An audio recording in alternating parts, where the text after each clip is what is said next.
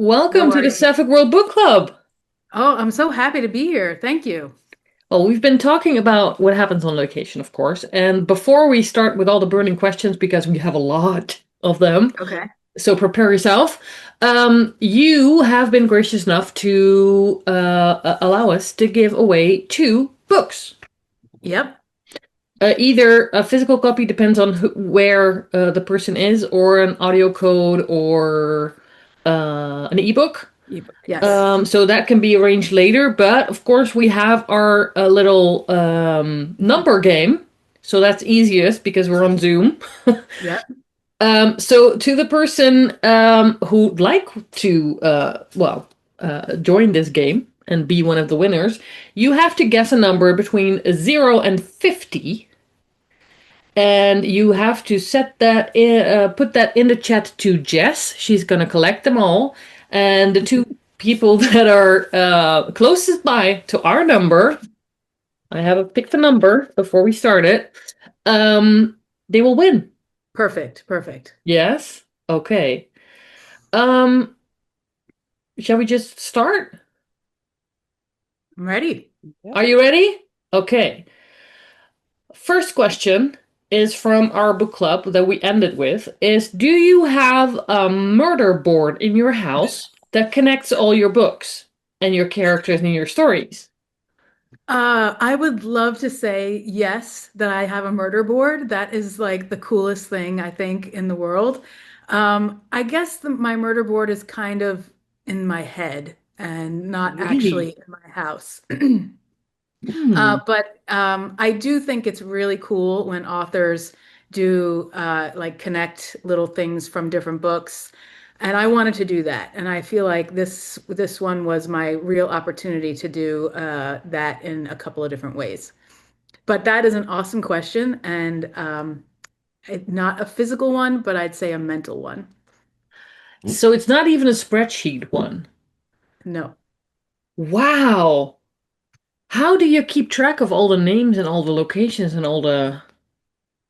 Well, for each book, I do have a spreadsheet that's got like plot points and names of characters and that kind of thing. But there's not one that connects all of the books in the world together, in my world. Jamie? I was just thinking, so what we were talking about a book club, so you keep it to yourself so that you really can't have any evidence. You have no murder Yeah, I board physical evidence. yeah, because if somebody came in and took a picture of it, first of all, they'd kind of see what the inside of my head looks like, and that is Mhm. not something I'd want to share with anybody. But I think I don't know. It's something that I usually my spreadsheets are more about the word counts that I do because I don't use a program that keeps track of them. Like a lot of people I know use a particular program that does that, but I just use Word to do my writing, and I have a running total of my word counts for each day, and that's the primary purpose of my spreadsheet. And then like any notes and stuff that I want to like make sure that I think about for later or for going back to do another draft, I just kind of have like a tally of stuff in the side of the spreadsheet. And it really is just a mess. It's not really something that is fit for anybody's consumption but mine. And yeah, it would just not be pretty.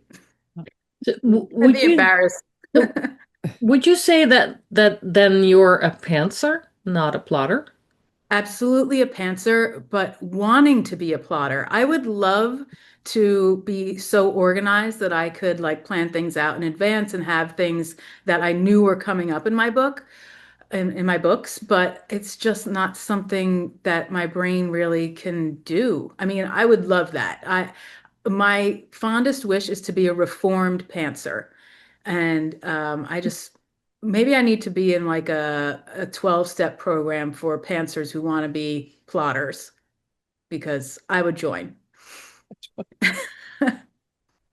How do you envision that your books would look differently if you were a plotter versus a pantser? That is a really, really good question. I don't know how they would be different. It's because I don't know if I have the brain that can conceive of something ahead of time like that. I really am the kind of writer where I just kind of have to kind of stumble over it in the process for it to become a part of the book.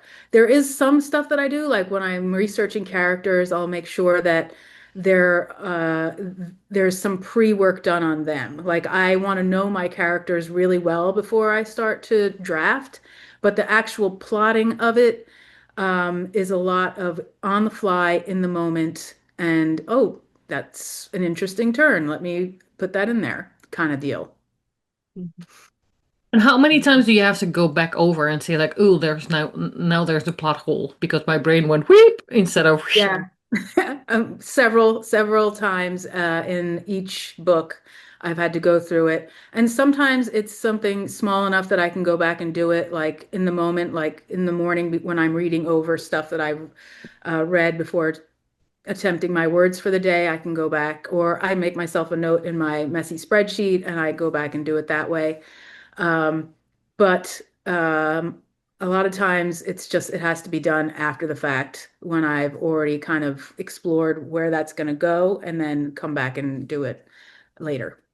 So I'd say three drafts at least before it gets to my editor. And they're not like full blown rewrites. They're more like I have to go back and fix this stuff, and then that might bring up stuff that needs to be fixed in other areas of the book. And yeah, I'm always playing whack-a-mole with different aspects of the plot. That's an interesting process. Okay, let's talk about this book. What happens on location? Where did you find the inspiration for the characters? How did you shape them? Well, my primary main character is Helen, and Helen existed before this book did. So she was a character that just kind of came out of nowhere in like they do in the movies. And I just liked her. Like from the minute she came onto the page, she was somebody who I wanted to see more of. And she threatened to kind of take over the last part of the book, and I had to rein her in of like they do in the movies. And then I couldn't help but add her to a scene in Hot Honey Love because there is an aspect of filmmaking in that book as well. So she was someone who I mean, I remember telling my editor, what do you think about a book that stars Helen? And she's like, I love it. That's a great idea. And it's also because she's an Asian character, it's something I promised my wife that I was going to do at some point to write a main character who had an Asian ancestry, because she has that as well. And she, I think, really came to life in this book and really became, full blown in my mind, and I hope in everybody who reads it. And with Nora is interesting because there are parts of her background, her backstory that are based on a real person. There's a film director named Tamra Davis. She was a music video director in the 90s, and she directed movies. Probably her most famous movie is Billy Madison, her most popular, successful movie. But she also directed a little movie called Crossroads, starring Britney Spears. And she also started the process of directing a movie called Bad Girls in the early 90s. And that was a movie that she was fired from. So Mm. that aspect of her Tara Tinker career, movie. the Tara, yes. So the Tara Tinker movie is kind of like the Britney part of the story, but she actually got fired from a different kind of movie. So there are, like, when I say aspects of her career, like that whole uh, directing movie with a starlet, getting fired off of a project, coming in, like when she became the director of Billy Madison when somebody was fired from that film. So the fact that she comes into the Gutenberg Project is based on that whole Tamara Davis thing. And so, yeah, a lot of her story is based on this real woman director who I think is awesome, and wanted to kind of have a little tribute to her in the book. And what drew you to the Hollywood theme in your books? I don't know, because when I first started writing, I was like, I want to only write New York City books because I love New York City. It's where I live, and my first book was set in New York City. And then I just had this idea of, in like they do in the movies, it was about a writer who does celebrity gossip who kind of infiltrates the life of a celebrity. And I don't know where that idea came from. It just kind of popped into my head. And because that was the book I wanted to write, it made me need to do a lot of research on Hollywood and on the film industry. And I love the film industry. I am a former English teacher, and my final project for my seniors was always a project that made them analyze film instead of a novel or a group of novels. And so I loved teaching it. I loved, consuming movies, and it just kind of was natural for me to be drawn to it as um, a topic for my books, but it didn't start that way. But I'm really happy that I'm now written two of them. I really enjoy writing books that have to do with Hollywood and the film industry.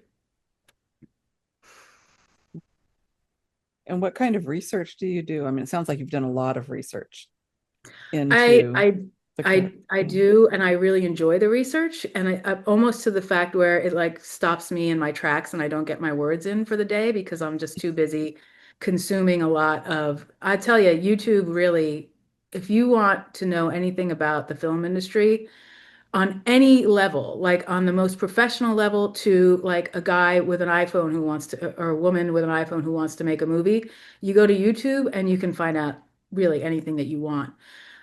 Also, old movie making magazines and film magazines are really good resources.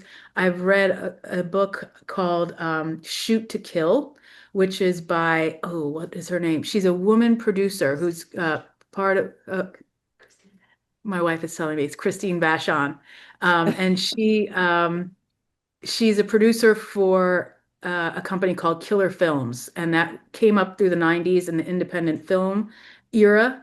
And I actually sat next to her in a club in New York City one time, but I didn't have the guts to tell her that I knew who she was and that I admired her work. But her book is amazing. I mean, it goes into like budgets and how to break down the money that you have into a budget for for an independent film. It was like so Wow. granular and so interesting to see how she did it. And so those are the kind of things that I would read and consume in order to kind of make my books ring true. Nice. And do you envision another Hollywood book in the series? I I would never say never. I do have an idea for another book, but it's not the next one that I'm hoping to write. And it's also another one that kind of takes the Hollywood genre and kind of approaches it from an angle. It's a story that's about the behind the scenes and with characters who are not usually the primary focus of a Hollywood novel. The next one that I have in mind would be a music supervisor. And I don't know that of anybody who's ever written a book like this. If they have, I'd love to read it.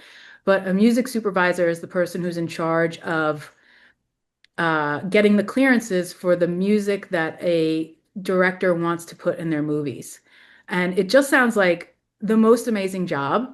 And I've done some research on like what that job entails and that helping a director choose certain songs for certain scenes. And some directors like Quentin Tarantino, he knows exactly what songs he wants to use like in every scene of his movies. But there are other directors who are like, I need ideas. I need good needle drops for this particular scene.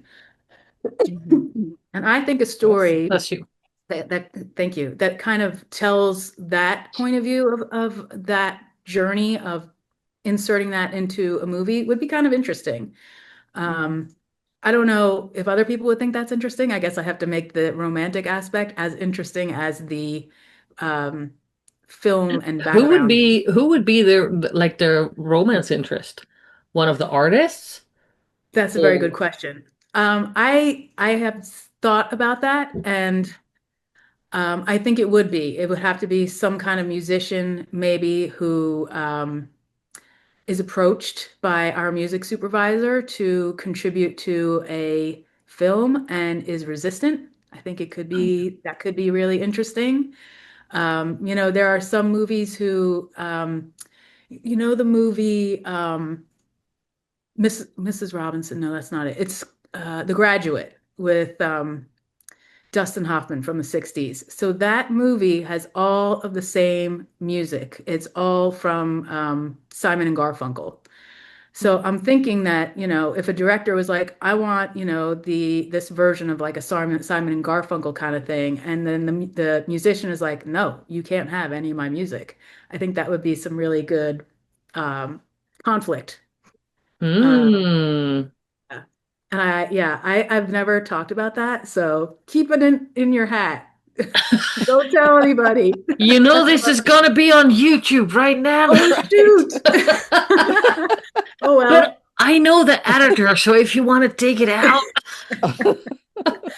I guess I said it now. Can't help it. But that will be, I mean, that will be not the next book. No, well, I don't even know what the next book is going to be. I'm kind of at a standstill right now. Oh, So so I don't whenever know.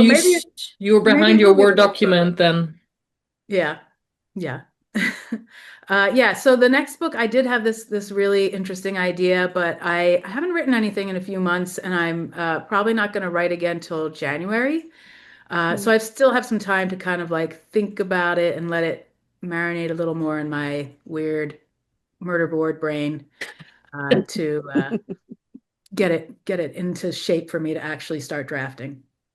so with all this research you've done on Hollywood and the film industry and everything, do you ever want to be in the industry? You ever want to I get a think that job? I mean, I would love to spend time on a film set. I just think it's so interesting the way that they kind of bring 100 people together to tell a story. I don't know how useful I would be on a film set. I think, I could do stuff, but I don't know how qualified I'd be. Um, I think it's just really interesting to think about it. And yes, if the opportunity ever came up to work on a film set, of course, I would say yes with no hesitation. I would want to do it. So I think, and Yeah. Alicia is chatting to me as well. You'd have to deliver the script. Yes, that is. It's so interesting because a couple of years ago, my sister had uh what are they this uh a medium came to her house, and she invited all these people over to her house. And the medium was like, I'm getting movie industry from over here in this side of the room. And everybody turned to me and looked at me. And this was before I had written my Hollywood books. And they're like, your first book is going to be made into a movie. And I was like, no, I really don't think so. But I think maybe the medium might have been picking up on the fact that I was going to be writing about the film industry, not that my book was going to be made into a movie. But Well, it's very interesting to think about the what ifs about that. Mhm. I think there are so many books in the Sapphic genre that could be turned into really fabulous movies, really amazing movies. Um, I would love it if it was mine, but I'm not holding my breath. and if we're talking about the whole Sapphic community, which authors are inspirational to you? I have to tell you, the author who inspired me to actually, I was a fanfic writer like way, way, way back in the day, like almost 20 years ago now, and didn't write for a long, long time. But the writer who inspired me to try again and to actually try and write something that with the goal of getting it published Mm-hmm. is a little BSB author named Elle Spencer.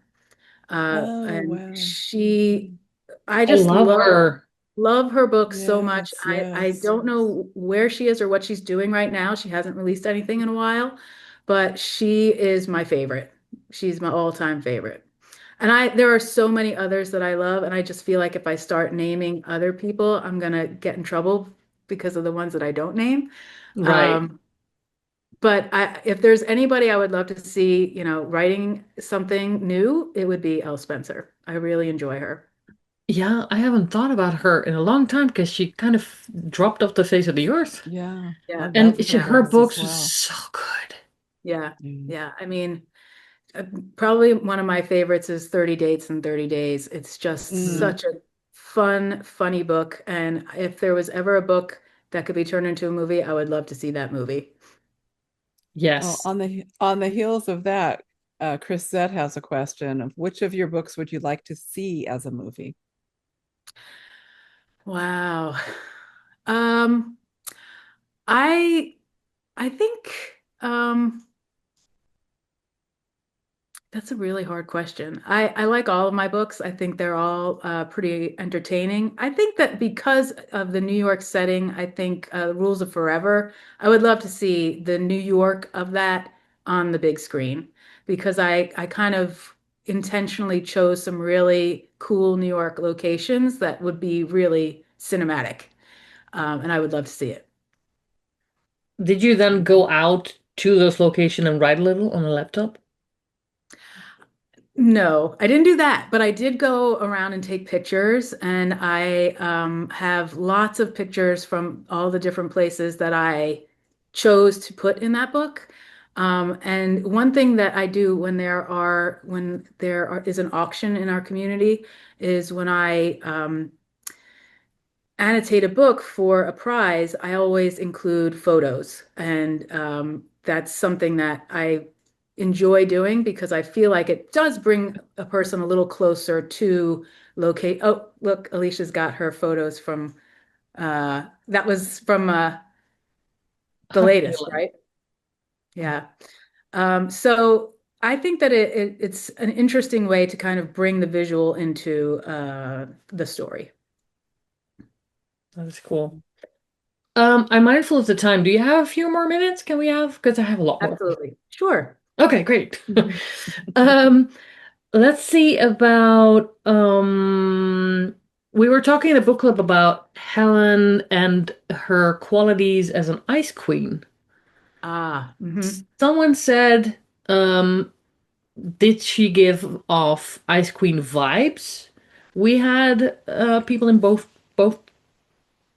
um, um, seeing her as an ice queen and not. What was your intention with her? So I think it's interesting that she can be seen as an ice queen. I think externally, I think Nora and like people that she works with on the film set could see her as an ice queen. I think if you're in her point of view, she does not think she's an ice queen. And I appreciate so much the writers who can do ice queens. I don't feel like I can write a really good Ice Queen. I feel like my characters are just like little buffoons in their heads and they don't have the smoothness of these Ice Queens that are just like so like cool, right? And I don't think if you asked Helen if she was cool, I think she would say, I am the biggest film nerd and I am not cool in the slightest. But I could see, like, especially in the beginning, how she might give off that vibe of being a little reserved, a little don't get too close, which Mhm. is a Ice Queen attribute. But yeah, if I write an Ice Queen, it's by accident. Jamie, do you have more questions? I do. We have a question from Rhapsody. Which character are you most like? In this particular book. She just called them buffoons. I don't know. Well, no, it could be this book or in the series or your other books. Which character are you most like or That's a really identify? good question. There is a little bit of me in every single character I write, probably even in the Uber driver in the very first scene. So I would say in Nora's try-hardness, that's me. In Helen's reserve, I think that's also a little bit me. Um, if there was, I wish that I had like the outgoing kind of gregariousness of our actor characters. Uh, yeah, I think there's a little bit of me in all of them. Is that a cop out to say that? Sorry. it makes sense to me that there would be little pieces of you in all of them. Yeah. I would think so. Yeah. So you're definitely not an ice queen yourself. I don't think I am an ice queen in the least. I think that I am shy, and if if somebody um would kind of that might come off as ice queeny maybe to people who approach me, but I hope that that's not really the vibe I give off. I really don't see myself that way. If people do see me that way, I kind of would want you to tell me because I would want to not be seen as that. I appreciate an ice queen. I don't want to be an ice queen. From It's afar. so funny Fine. because I see you as this karaoke queen from Yes. the past 2 years at G Field. I have the videos, okay. Yeah. Uh-oh. I'm listening to you talk about what if it was a book that involved the person who found the music that fit with the script, and I'm like, what if it was a karaoke queen who like got discovered and that was her job, and then I thought of I you. Oh God, I take karaoke song choice so seriously. I feel like it's the way that you really can, you know, execute a vibe in the room. Hmm. I yeah, I was thinking though to myself, I should not do karaoke next year at GCLS. I need to take a little break from it. Why? There is some really talented people that get up on that stage, and I all I bring to that stage is my enthusiasm. Well, I loved it. Hey, I loved it too, especially the CeeLo Green one. Yes. Oh, Hmm. thank you. That is an Very excellent song nice. choice. I don't know if Tasty is on here today, but she is the one who gave me that song choice for like 2 years ago. So that Too all cute. credit to her Awesome. for that. Alicia also has another idea for a book. What about a main character who's a high school English teacher? Yeah, yeah, it's got to be somewhere in my future, right? I just feel like that's got to be done at some point. There is a school in my first book, Perry Bidwell School for Girls, and I have thought about setting a book there because it's just interesting to me. I did not go to a girls' school. My wife went to a girls' school, and Perry Bidwell is, in the tiniest little way, based on her experiences in her high school. She has an amazing group of friends from her high school days. They are still so tight, and all of them are so accomplished and smart and just brilliant women. I love being around them. And I would love to write that kind of aspect of a girls' school. And I don't know if the teacher would be I guess, yeah. I think it's gonna happen at some point. I hear an age gap. I hear Oh, a reunion, and one of those successful women falls for the English teacher. yeah, that could happen. Age Something gaps, like that. because I'm a teacher, I just want to stay far away from an age gap. But they're after, I mean, they meet at the reunion, so they're Yes, both adults. yes.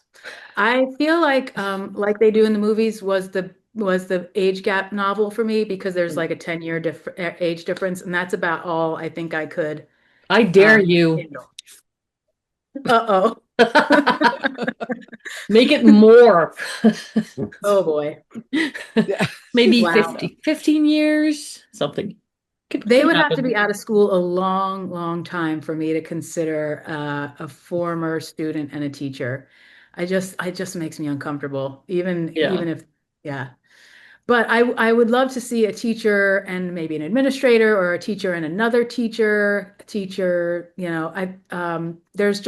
there's some really good books out there that have already done that.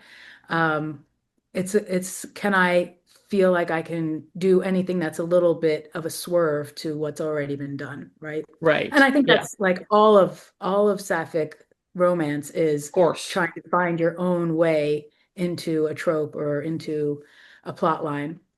Um, yeah. But yeah, maybe someday. Oh, yeah. Jodelle Never say says never. first year teacher with a senior 15 years later or even 20 years later. But Rachel Lacey did that in Learning Curves, essentially. I sounds haven't read strange. that yet. I haven't I read am it yet. I am being so behind in my reading, I Just tell saying you. the MC. So the one MC is a former student who's now a teacher at the college, and the other MC is her former professor. And so That works. Oh, wait, yeah. I thought it was a new one, but yes, you're right. well, that doesn't come out to the third. It's here. Yeah, That's the new. That'll be yeah, out that's the on- new one, but the other one, yeah, the one before You read that. And Kat Jackson has written teachers beautifully, you know. JJ There's Arias. Yep, Carrie Bird. I mean, there are really so many really good teacher books out there. I feel like I'm really setting myself up for uh, Another comparisons good that book, Nan. Thank you, Kaz.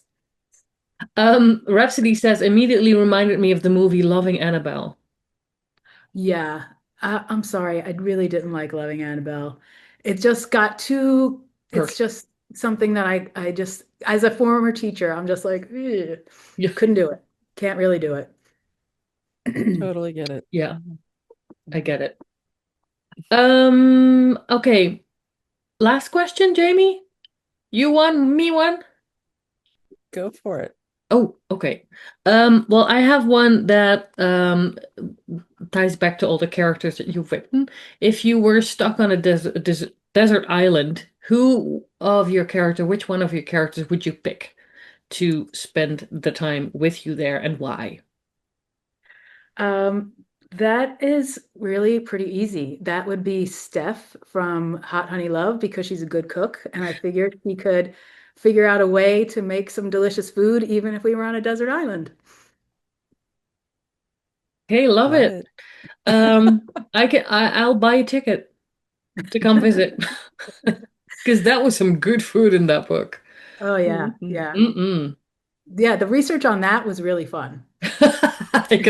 Oh, I have another side one.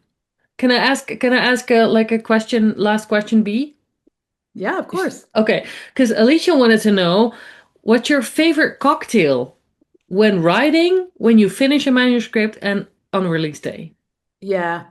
I try and avoid it while I'm writing, usually because I'm writing in the morning or during the daylight hours, and I try not to, imbibe Okay, before mocktail five then. o'clock. Yeah. Yes, I could do a mocktail. During the day, all I drink is iced tea. Even in the dead of winter, I'm like iced tea all day long. But if I'm gonna have a cocktail, if I'm making it myself, I would make a sidecar. Sidecar is cognac, lemon, and some kind of orange, like triple sec or something like that. It's Mhm. easy to make, and I like that kind of citrusy drink. And my wife likes it too, so she doesn't mind if that's what I make. If I'm going out, there is a cocktail that I can never get out of my mind. It's a summertime cocktail, and it's called a caprese. And it was at a restaurant called Casino, which is in the Lower East Side, Manhattan, and it tastes like a caprese salad. It's got tomato taste and basil, and it is just so interesting and delicious. That's what I think about when I think of like the drink that I would love to have again someday. Now I'm thirsty. Thank you. I gotta figure out how to make something like that because Ooh. it was so good. It was really just a surprise. And then with a little thing, like a little bowl of mozzarella in there. Yep. And the Mm. garnish was a cherry tomato, Mm. and it was really Mm, good. mm, mm. Mhm. Mm. Okay. Mac and cheese, says Alicia. I don't know what that is, but must be an inside joke.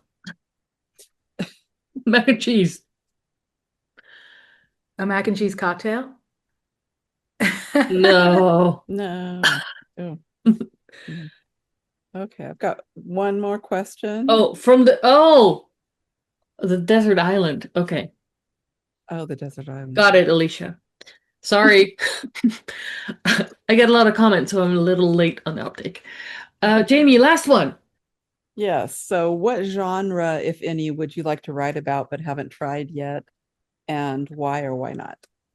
That's a great question.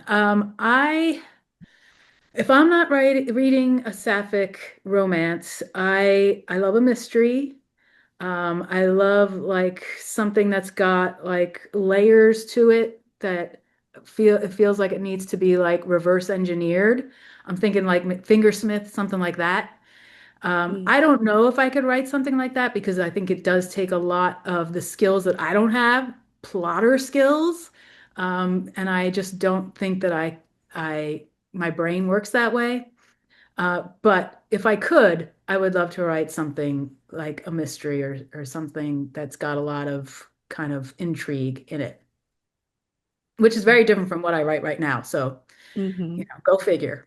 Wow. And then I with an love age gap mysteries of and 15 suspense. years, I dare you Leave her again. alone. I double An dare age you, gap, Nan. Ice Queen, intrigue, murder mystery, layered plotting type Age gap thing. 15 years. Yes. Oh, Let's do it. And somewhere there has to be a English teacher. Yeah, yeah. So we're done. English Good. teachers are very mysterious. Oh, yes. Well, I had a crush on my French teacher, so I think teachers are so formative and you learn how to be an adult from your parents and from your teachers. I think you see what being an adult looks like first from them. And I think that they're formative. They are the people that you kind of really learn a lot from. So I can understand them being so present in our upbringing and lives. true. I have the tomato caprese cocktail. Oh, you found a recipe for one? Yeah, someone sent it in the chat. Wait, let me Lisa. see. Oh, Lisa said awesome. it. Yeah. Okay, All I'll right. share it. I'll share it later. Okay. Um, I'm okay, gonna try it, Lisa, and I will tell you how it is. good. And pictures and socials and stuff. Okay. So Yep, makes we can sense. see. Okay, so Bloody Mary we on had steroids. yeah, Sorry, Lisa? It's like a Bloody Mary on steroids. Oh, wow. Think of you, Wow. right? Yeah. That's your This Bloody one, though, Mary. was clear. It was a clear cocktail. So it must have been like some kind of fat washed cocktail. But I'm definitely going to try it because I'm going to try anything that might get me back to that taste. Well, it was garnished with cherry tomato, mozzarella, cherry tomato. So it Oh, yeah. Well, oh, sign me up. okay. That sounds delicious. Okay, stop talking. Okay, let's get to the matter at hand, Jamie. Our winners of today. I'll show you. I asked you for a number between 0 and 50. My number was 36. 36, and the winner is Jodelle, who had Jodelle. 36, and Lana P, who had 35. So, Okay. yay! Congratulations! So I will, whatever. We will connect you with Nat, and you can fight about what kind of book and what will be in your And inbox.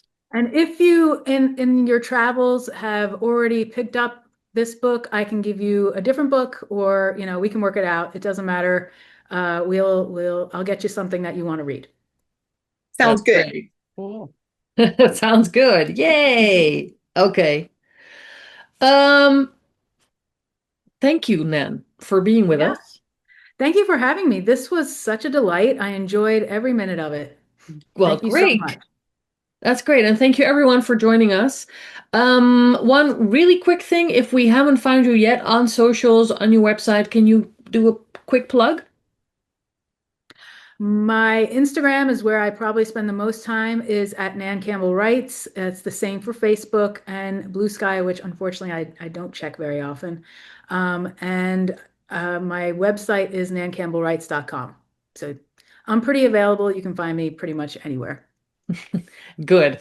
And this Q&A will be on YouTube, so if you have to, well, tell all your friends or want to rewatch it or want to see the dazzling that is Nan Campbell, then just check our socials and you can see when we will load that up.